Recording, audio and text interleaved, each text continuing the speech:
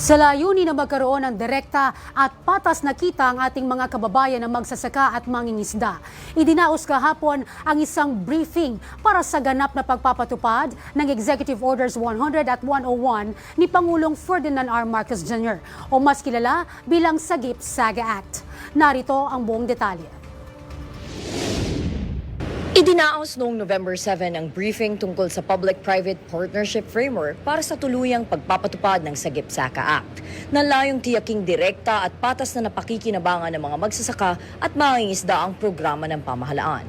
Dinaluhan nito ni Senator Kiko Pangilinan, Department of Agrarian Reform Secretary Conrado Estrella III, Department of Agriculture Secretary Francisco Kiko Tiu Laurel Jr., House Committee on Agriculture and Food Chairperson at Quezon Representative Mark Enverga, kasama ang iba pang mahalagang opisyal.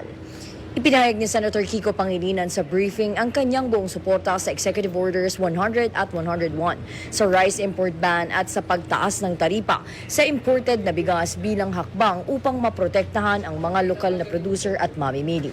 Nanawagan din si Senator Pangilinan sa mga lokal na pamahalaan na hindi pa pamilyar sa Sagip-Saga Act. Dahil na marami pang mga LGU at national government agencies ay hindi pamilyar dito sa Sagip-Saga Act,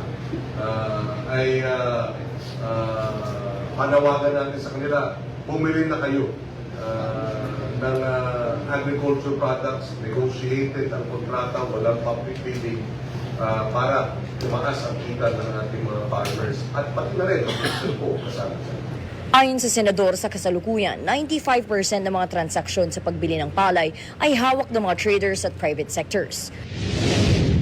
Sabihin 95% ng purchase ng palay ay nasa mga trader at private sector. But with the Sagip-Saga Act, if implemented in full and effectively by all national government agencies, baka umangat na sa up to 20% of palay purchases ay maaaring gobyerno lang. Malaking bagay yun dahil pag mas malaki ang presence ng gobyerno, may influensyahan kahit paano pataas yung presyo ng palay sa ating merkado. Dagdag pa niya, sa pamamagitan ng tamang patakaran, political will at sama-samang pagkilos, mas abot kamay ang tagumpay para sa sektor ng agrikultura at pangingisda.